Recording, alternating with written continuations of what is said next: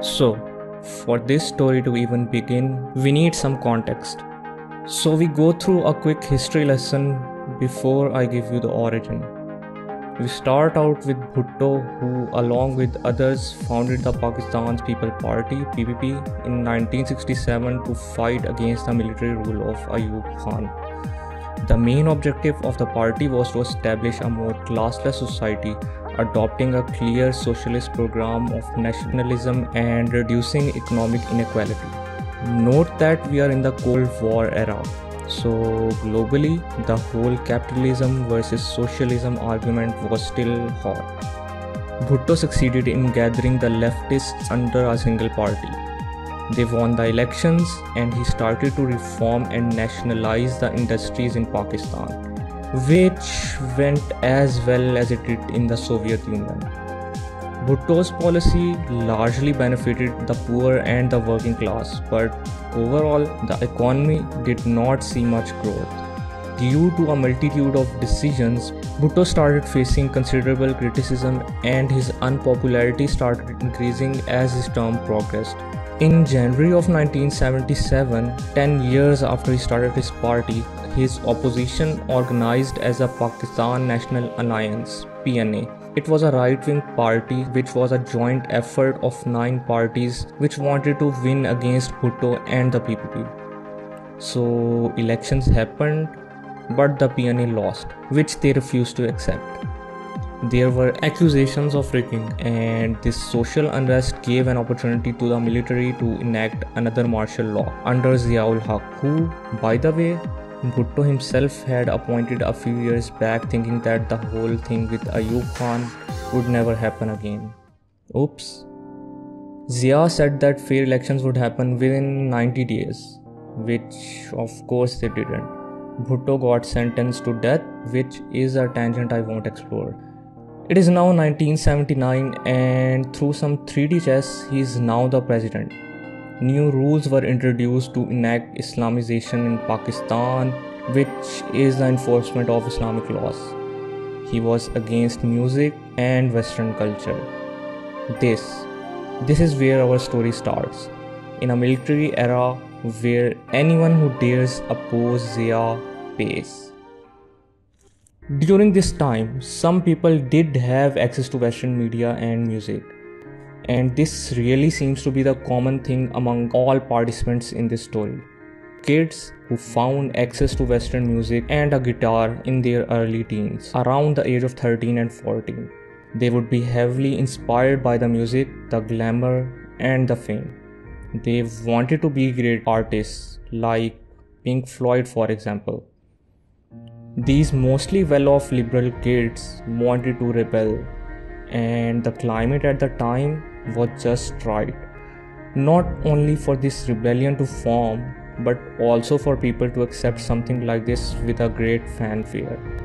It was a society that hadn't experienced anything fresh for a very long time under Zia. Someone just needed to break through with something great. A couple of years passed by, and now young adults, a lot of the Western music fans ended up in colleges and universities like King Edward, FCC, GC, NCA, and UAD. They would come together owing to their shared interests in music and literature in a sort of underground liberal secret network of passionate arts and music fans. Salman Ahmed, who we will come back to later, describes himself and his music-loving network of friends to all have had something in common. They had all been loved, fed, clothed, and well-educated, which he says are all ingredients to having the positive outlook in life needed at the time. This story starts with Ruhail Hayat and Shehzad Hassan. Ruhail got a guitar and a copy of Pink Floyd when he was 14 in 1980. He later met Shehzad Hassan, who was 13 at the time. Ruhail taught Shehzad how to play, and he played a few times for Ruhail's band called Progressions. It is now 1983. Shehzad is in his first year of FA and he started a band with his classmates with Ruhail as the most senior member.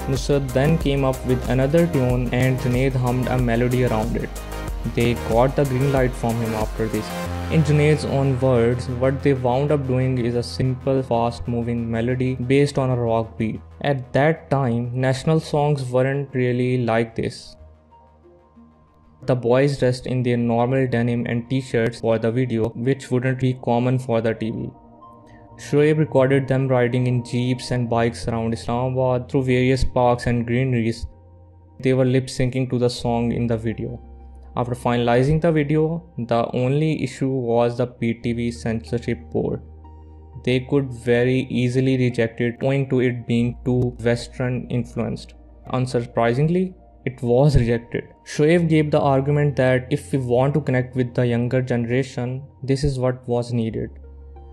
After a bit of back and forth, it was hesitantly allowed to air. Funnily enough, while making the songs, the lyrics were somewhat embarrassing for them. In Ruhail's own words, the band members were kind of burgers.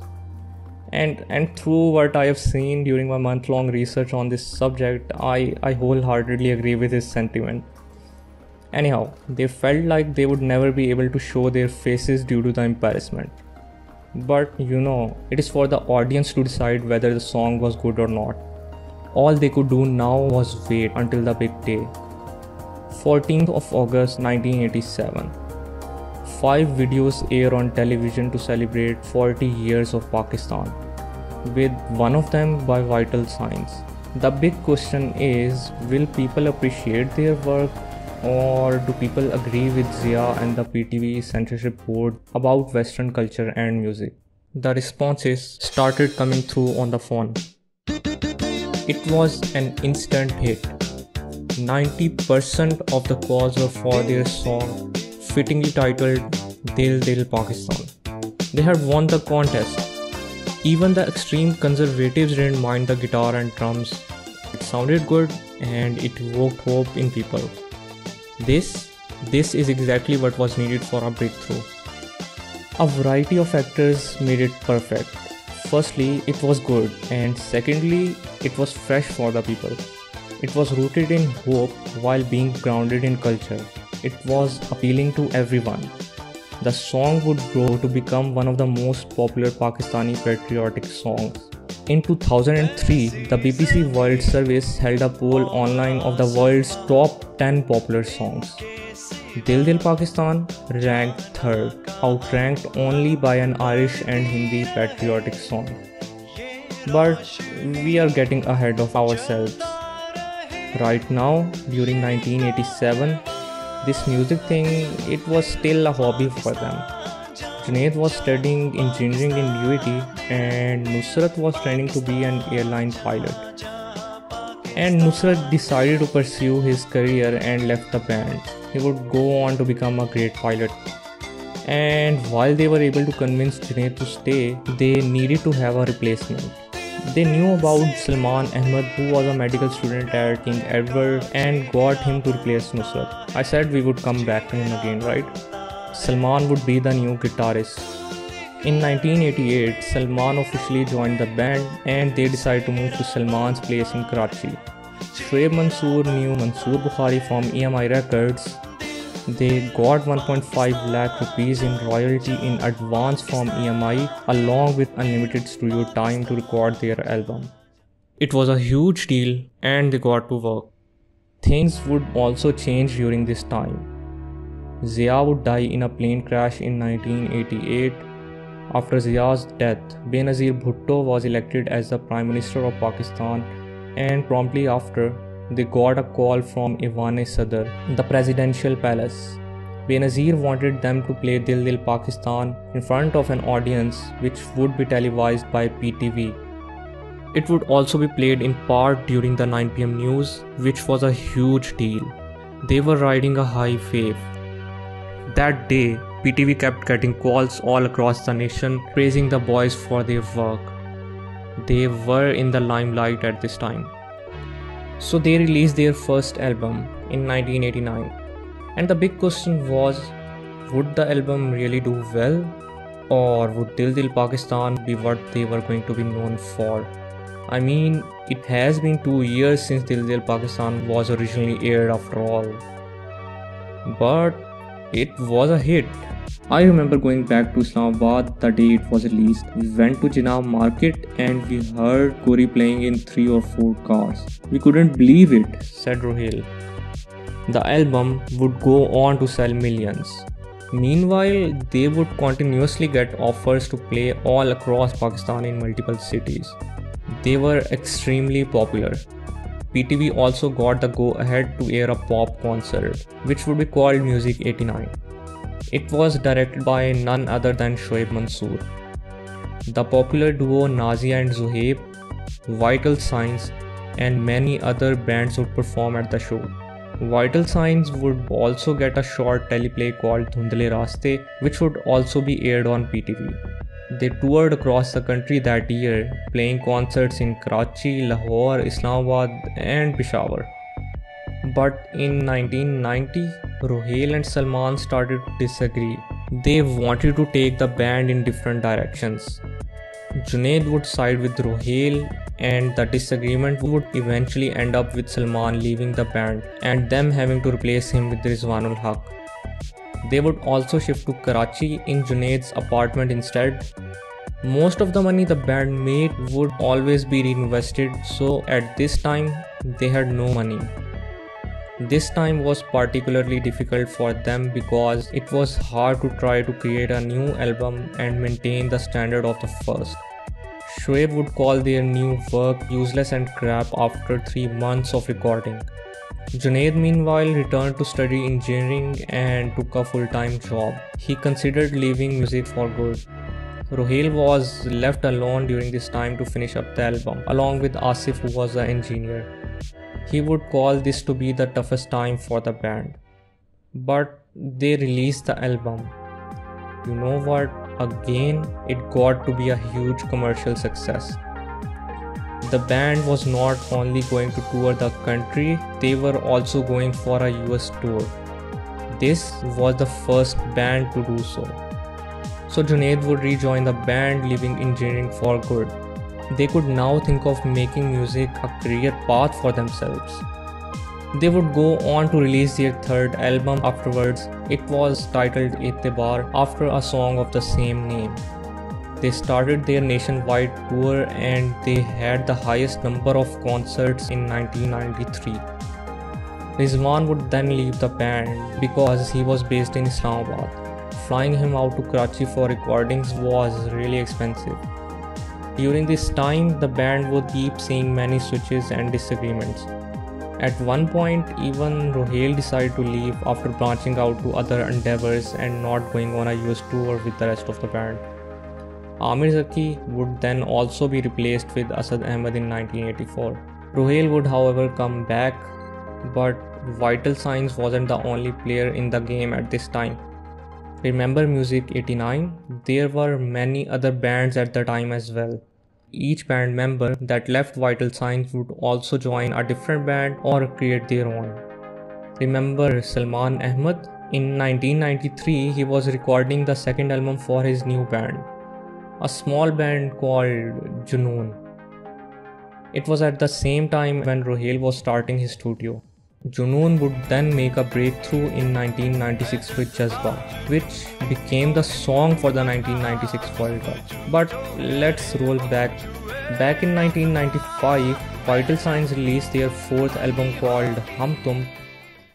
But with competition rising and disagreements increasing, they felt like they were constantly being compared to other bands, like Junoon for example. Rohil and Shehzad were also drifting away from Junaid and Shoaib, and Rohil was more focused on his production house. The fourth album wouldn't really perform well, and it would turn out to be the last album they would make together. This was the end of Vital Signs. Sadly, this story does not end on a good note, for the band at least. Rohil would continue his production house called Pyramid, and he would go on to launch Coke Studio in 2008. Shehzad Hassan would have a passion for supporting other local artists. He would appear as a judge on a few music talent shows on TV throughout the years. Salman would continue with Junoon, which is a separate journey honestly. Amir Zaki started a solo career and later appeared as a guest musician in Coke Studio Season 7. Rizwan would come back in 2019 to start a trio called Rock Light, however they have been mostly silent. Asad Ahmed left Vital Signs to start Awaz, Caravan and later went solo. Awaz was once thought to be a Vital Signs competitor. Shoaib Mansoor would go on to be a film director, starting with Khuda Ke Liye in 2007. His latest movie is Asmaan Bolega, which is going to be released on 31st of August this year. Not sponsored, but please pay me for the free ad. In 2016, while being in a classroom, I heard the news of a plane crash. Junaid Jamshed had passed away. At that time, I only knew him for two things: Dil Dil Pakistan and leaving music to pursue religion. His nods resonated with me and he was always inspiring. That incident was always in the back of my head. Many people regret that he left music, calling him misguided for thinking that music is wrong. Whether or not that is true, I am in no position to answer. I do know that the career he ended up pursuing inspired many others, like myself, who made this video only because I knew Junaid as a Naat Khan. I know that he believed his work would keep collecting rewards for him in the afterlife, and I believe in that as well. He wanted to inspire others to follow and practice Islam, and I believe that he has. We live in a time right now where more and more people want to leave Pakistan. The hope for the country that songs like Dil Dil Pakistan, Jazba and countless others provided until a decade ago, it seems to exist no more. Gone are the days when people would proudly spend days decorating their houses with green flags for the Independence Day. At a time when the country faces a brain drain and one of the major sources of the country's GDP becomes remittance, this situation is only bound to get worse. It is seriously hard to find peers who still believe in Pakistan. On this occasion, I invite you to go out and find paper flags to decorate your house. You can call it hope for a better future for this land. The land in which people who did believe in sacrificed so much for. It is a dwindling hope and a prayer for a single day of the year. I mean, it is our country. If we are not going to fix it, who is? Finding accurate information and forming a timeline of events is extremely hard when you have sources with conflicting information, even on the most mundane of things. I have tried to write the script with information that's validated by multiple sources, and if something in the script conflicts with a different source, I have tried to exclude it. I'm sure my story isn't perfect and it isn't 100% accurate, but it is the best that I could do. So if you find any mistakes, do leave a comment for others.